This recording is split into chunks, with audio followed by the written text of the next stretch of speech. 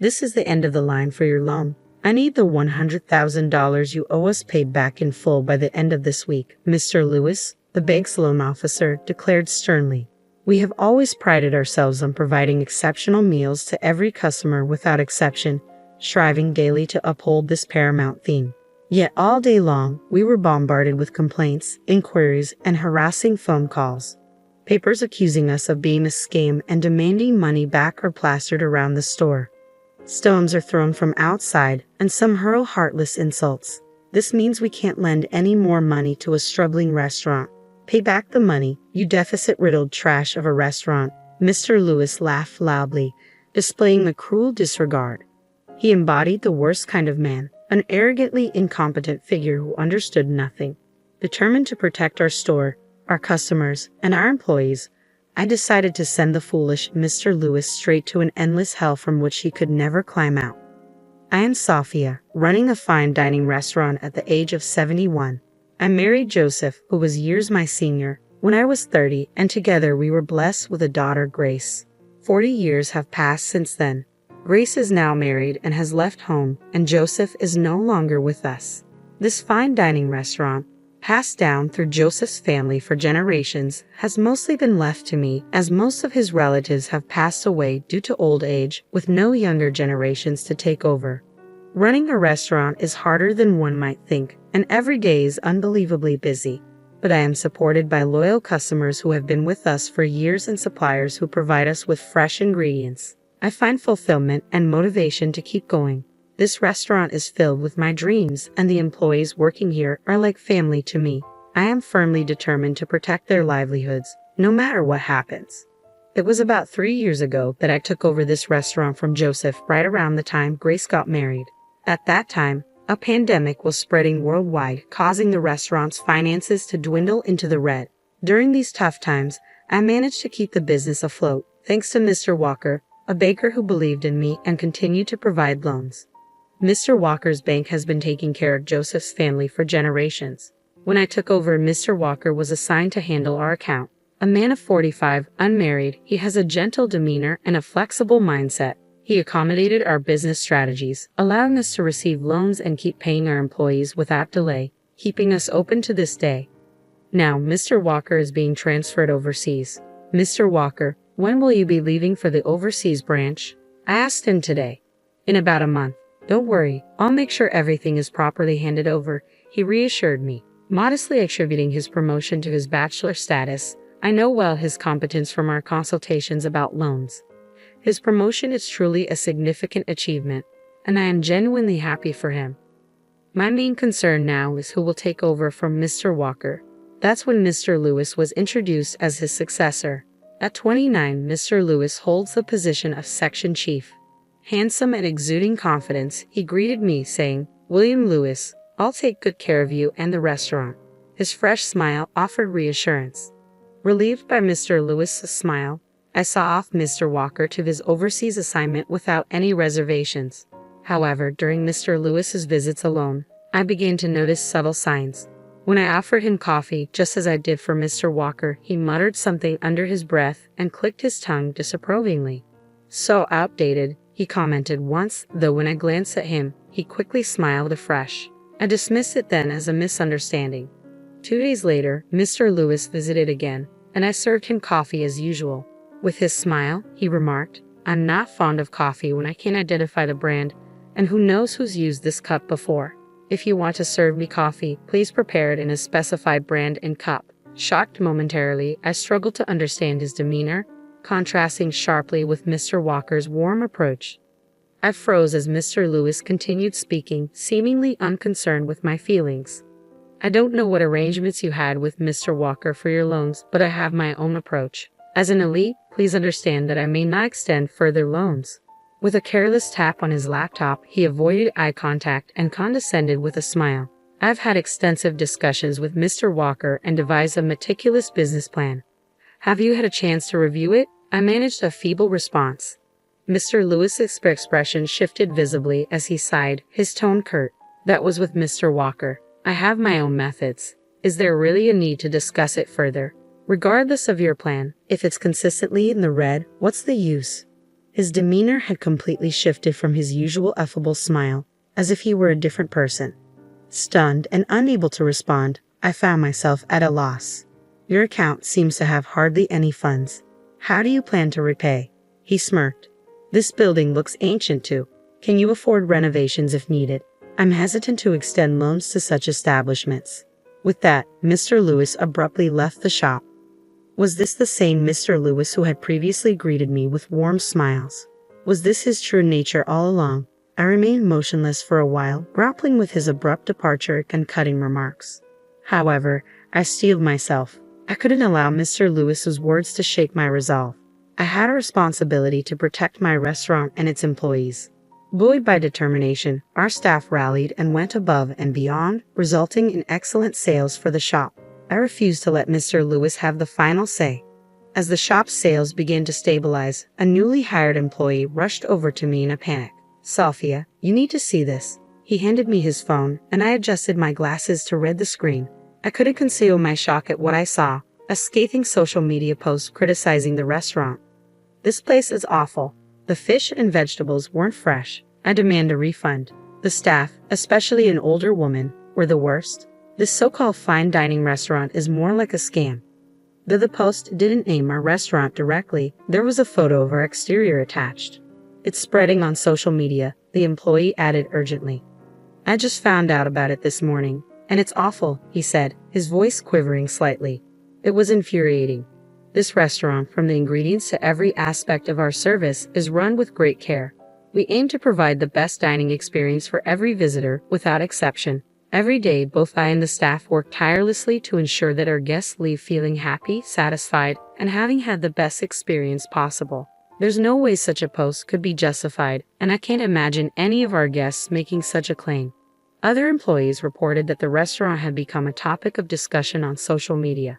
All day long, we were besieged by complaints, inquiries, and harassing calls. Papers accusing us of fraud and demanding money were plastered around the shop. Some even threw stones and hurled cruel words, he continued. 3 days after the social media post, we were in a situation where we couldn't operate at all. I knew from various news stories that social media could be a tool for inflicting pain on people, but experiencing the attacks firsthand, I truly understood the horror of social media. As I tried to make sense of why this was happening, one of the employees came to me with a suggestion. I was surprised to hear what he proposed. It might be possible if it's him, he said. I immediately contacted someone, and the person on the other end readily agreed to my proposal.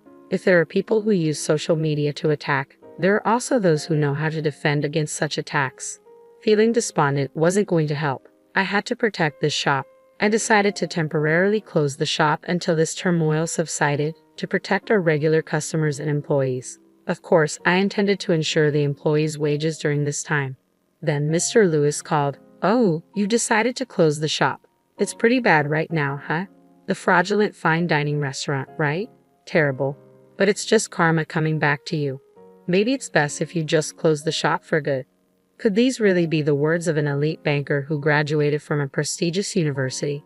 He must have risen through the ranks by neglecting struggling businesses and catering only to profitable clients. I had only one thing to say to Mr. Lewis. I will absolutely protect this restaurant, our customers, and our employees, I replied firmly. Mr. Lewis responded curtly. Instead of just saying nice words, pay back the money you owe, and hung up the phone. I swore to myself that I would protect everything, no matter what. Eventually, the restaurant had to close for about 2 weeks.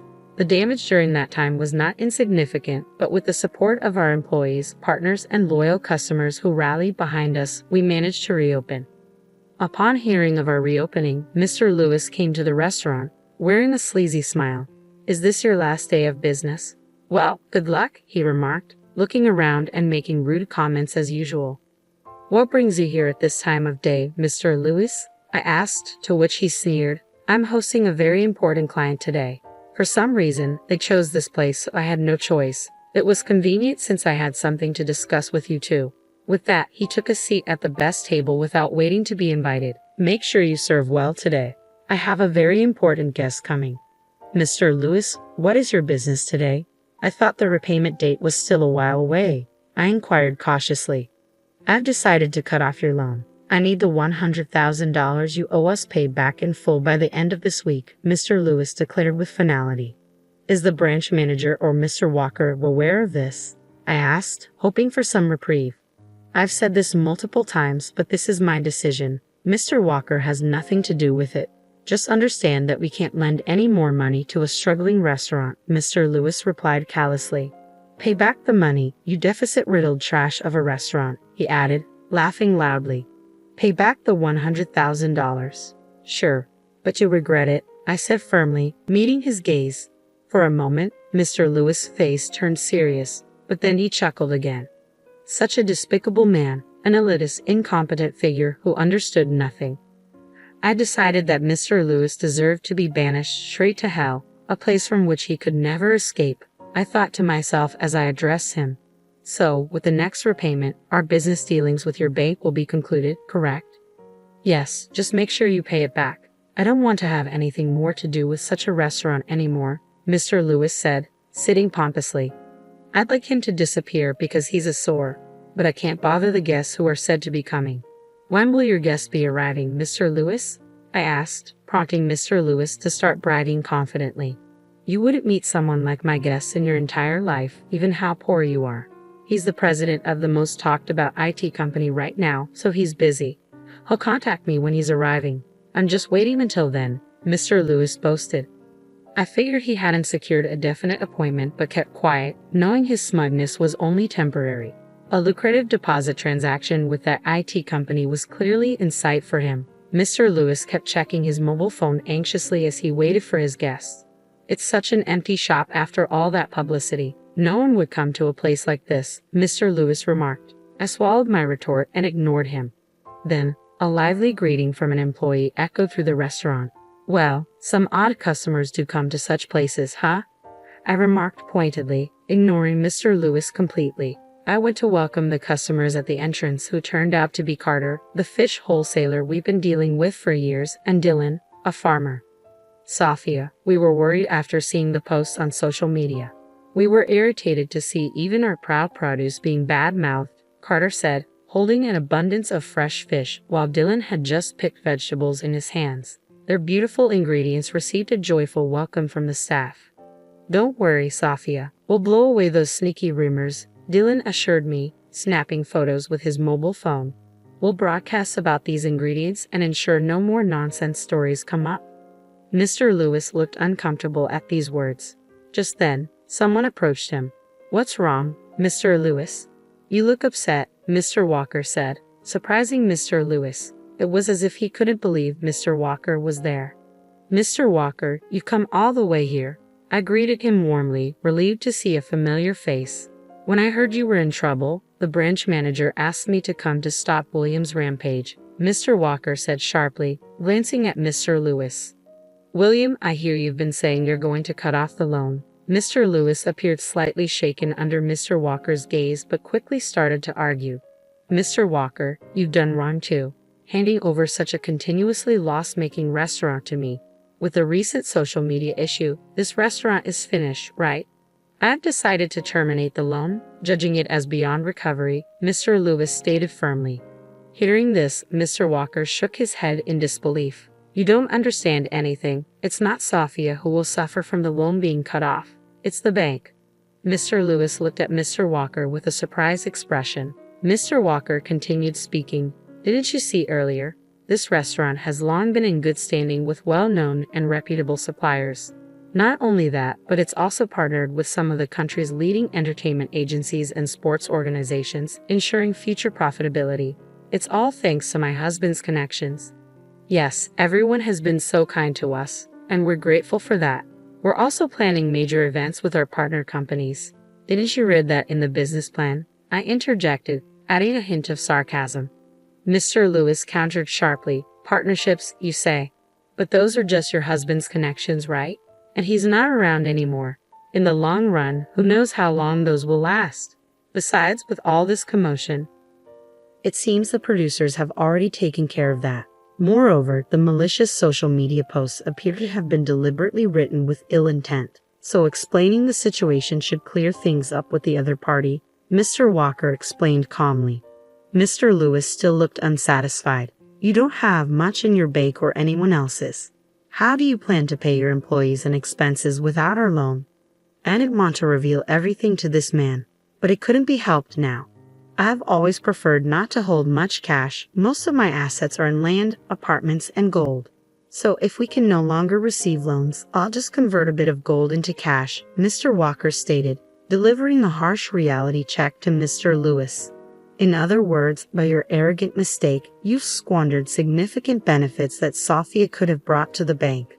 Mr. Lewis turned pale upon hearing this. Sophia, I'm sorry for making you go through this unpleasantness, he muttered. The branch manager who appointed William as my successor deeply regrets it. He had high hopes for William and is disappointed.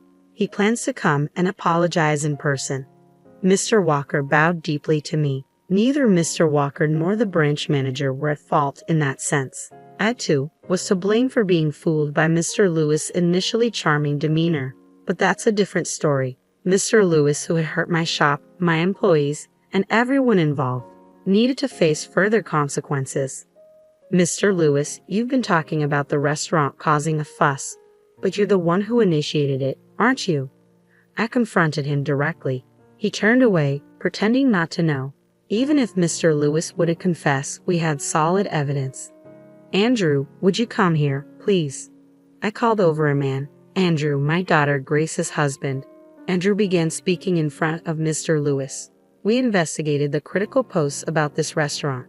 While the details are confidential, we identified the IP address and found it originated from Mr. Lewis's mobile phone. Mr. Lewis' face contorted. Normally, people post from more difficult-to-trace devices. It's bold of you to post from your own mobile phone, Andrew remarked sarcastically. So what? Posting something doesn't make it a crime.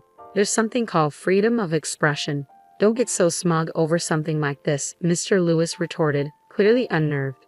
When someone posts content on social media that damages a store's reputation, it can be subject to defamation laws. It might also infringe on laws against insult or business interference, Andrew explained calmly. We'll consult with a lawyer about this part later. I never imagined we could pinpoint the culprit behind the social media attacks. An employee suggested it might be possible, knowing Andrew's capabilities as the president of a highly renowned IT company. My words seemed to strike Mr. Lewis particularly hard. Speaking of which, Andrew, didn't you mention you had a meeting scheduled here today? Has your guest arrived yet? I asked, though I knew I was being somewhat pointed. Yet this level of vindication was mild compared to the malice we endured. It seems they have arrived, Andrew replied calmly. But there's no need for further discussion. Nice to meet you, Mr. Lewis. I'm Andrew, the one you were supposed to meet regarding our company's deposit. I'll be voiding that agreement. Mr. Lewis' face contorted noticeably. Before he could react, Andrew continued, It seems Sophia has been greatly assisted by you. Mr. Lewis collapsed to his knees right then and there. Eventually, the branch manager, contacted by Mr. Walker, arrived to take Mr. Lewis away. The branch manager deeply apologized, promising to visit again later to celebrate the restaurant's reopening. Longtime regulars and supportive customers gathered afterward, making it the liveliest day the restaurant had seen in a long time. Mr. Walker, who had returned from overseas, informed me about Mr. Lewis' fate. He faced significant claims for damages. Despite the cancellation of my loan and the deposit agreement orchestrated by Mr. Lewis and about to be finalized by the branch manager, I remained grateful to the bank. If not for Mr. Lewis' interference, I would have liked to continue our transactions. As a final act of defiance, Mr. Lewis lingered at the bank for a while, achieving an early promotion to section chief and aspiring to become a department head. His luck ran out, however, when he targeted our restaurant to diminish its reputation and sales by posting malicious reviews on social media. His selfish and malicious intent soon caught up with him, resulting in a transfer to a regional bank. Shortly, he would receive a legal notice from me detailing charges of defamation and business interference. The weight of his actions, hurting others for personal gain, would haunt him for life. On a brighter note, I was approaching 72 years old. Despite everything, my loyal customers continued to visit, and our partnerships with suppliers remained strong. All the employees continued to show up for work diligently. Preparations for the events outlined in our business plan progressed steadily. However, I couldn't deny that my body wasn't as cooperative as it used to be. Just as I contemplated retirement, Grace stepped up with a heartfelt offer. "Mom, I'm always ready to take over. Take a break whenever you want," Grace said earnestly. Her offer made me reconsider retiring and moving overseas to be with Joseph. Reflecting on my life, I realized how much support I'd received over the years. With this in mind, retirement seemed further away than ever. I resolved to dedicate the rest of my life to giving back and nurturing my dream.